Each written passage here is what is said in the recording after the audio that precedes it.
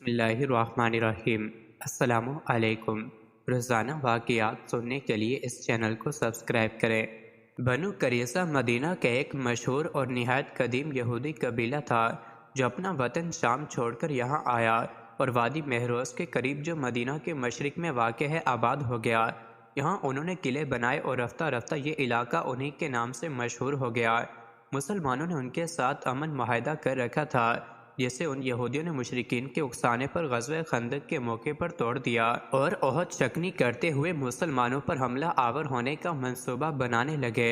جب یہ افواہ پھیلی تو حضور نبی کریم صلی اللہ علیہ وسلم نے حضرت سعد بن معاذ اور سعد بن عبادہ کو تحقیق کے لیے بنو قریظہ بھیجا۔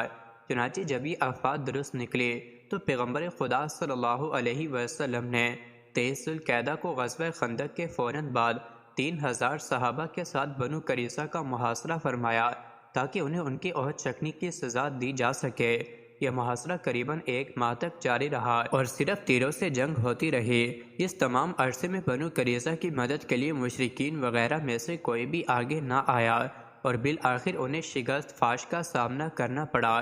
تقریباً 700 یہودی کو گرفتار کر کے معاہدے کے مطابق قتل کر دیا گیا اور ان کی عورتوں کو اسیر کر کے ان کے مال ضبط کر لیے گئے، جن کی تقسیم کا اختیار حضرت محمد صلی اللہ علیہ وسلم کے پاس تھا۔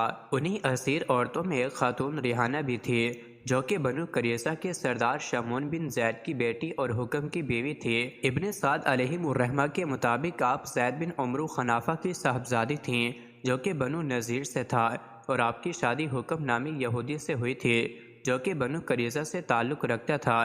ابن سعد روایت نقل کرتے ہیں کہ ریحانہ کا شوہر حکم ان کی بہت عزت اور محبت کرنے والا تھا، اس لیے آپ نے یہ عہد کر رکھا تھا کہ اپنے شوہر کے بعد کبھی کسی سے شادی نہیں کروں گی۔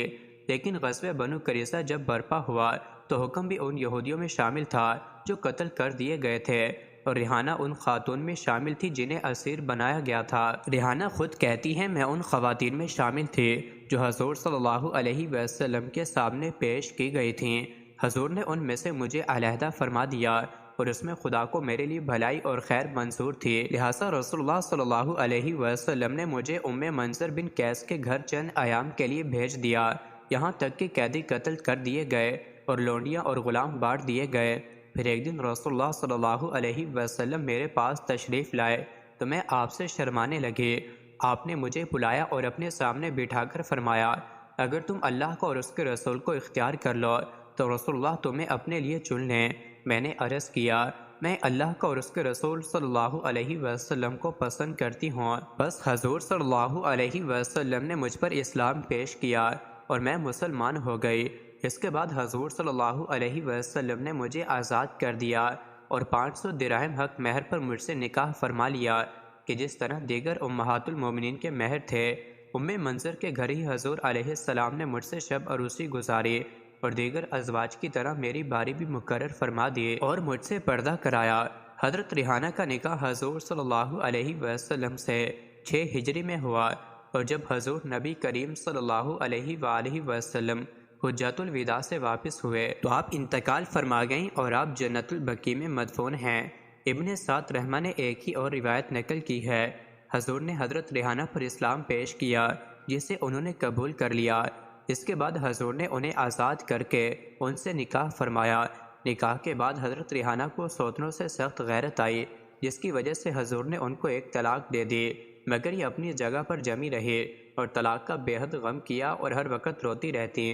پھر ایک دن نبی کریم صلی اللہ علیہ وسلم نے آپ کو اس حال میں دیکھا تو آپ سے رجوع فرما لیا۔ اسی ضمن میں ایک اور روایت میں ہے کہ حضرت محمد صلی اللہ علیہ وسلم نے جب حضرت ریحانہ کو منظر سلمہ بنت قیس کے گھر بھیجا تو آپ وہاں رہیں، حتیٰ کہ ایک حیض کے بعد آپ پاک ہو گئیں تو منظر نے حضور کو اس کی اطلاع دی۔ حضور صلی اللہ علیہ وآلہ وسلم تشریف لائے اور حضرت ریحانہ سے فرمایا، اگر چاہو تو میں آزاد کر کے تم سے نکاح کر لوں اور چاہو تو لونڈی ہی رہو۔ بولی، یا رسول اللہ، میرا لونڈی بن کر رہنا میرے لیے اور آپ کے لیے باعث سہولت ہے، بس آپ لونڈی ہی رہیں حتیٰ کہ وفات پائیں، یعنی حضور نے آپ سے نکاح نہیں فرمایا تھا۔ ایک اور روایت میں یوں بھی ہے کہ حضور صلی اللہ علیہ وسلم نے جب آپ پر اسلام پیش کیا تو آپ نے یہ کہہ کر اسلام قبول کرنے سے انکار کر دیا تھا کہ میں اپنی قوم کے دین پر قائم رہوں گی۔ آپ کا انکار کرنا حضور کو بہت گرا گزرا اور آپ ان کے پاس سے تشریف لے گئیں۔ جب آپ صحابہ میں تشریف فرما تھے تو آپ نے قدموں کی آہٹ سنی اور فرمایا، یہ ابن سیہ ہے اور ریحانہ کے اسلام قبول کرنے کی بشارت لے کر آئی ہے۔ آپ کی پیشن گوئی ہمیشہ کی طرح سچ ہوئی۔ ابن سیہ نے عرض کیا، یا رسول اللہ صلی اللہ علیہ وسلم، ریحانہ مسلمان ہو گئی ہے۔ بس حضرت ریحانہ رضی اللہ عنہ تامت وفات لونڈی کی حیثیت سے ہی رہے۔ یہ تمام روایات طبقات ابن سعد سے لی گئی ہیں۔ اس کے علاوہ سیرت ابن حشام جلد 2 میں بھی یہ روایت نقل کی گئی ہے۔ الصحابہ میں ہے کہ حضرت ریحانہ حضور کی خدمت میں بطور کنیز رہیں، جبکہ بعض نے یہ بھی نقل کیا ہے کہ حضور نے آپ کو آزاد فرما کر نکاح کر لیا تھا۔ حضرت ریحانہ کا وصال حجۃ الوداع سے واپسی پر ہوا، اور ایک قول یہ بھی ہے کہ حضرت عمر رضی اللہ عنہ کے دور میں وصال فرمایا اور جنت البقیع میں آرام فرما ہیں۔ حضرت علامہ شیخ عبدالحق محدث دہلوی علیہ الرحمہ مدارج میں بیان کرتے ہیں کہ حضرت ریحانہ حضور علیہ السلام کی باندی تھیں۔ علامہ عبدالبر کا یہی موقف تھا، جبکہ واقدی نے نکاح کی بات کی ہے۔ مزید ایسے ہی ویڈیوز کے لیے چینل کو ضرور سبسکرائب کریں۔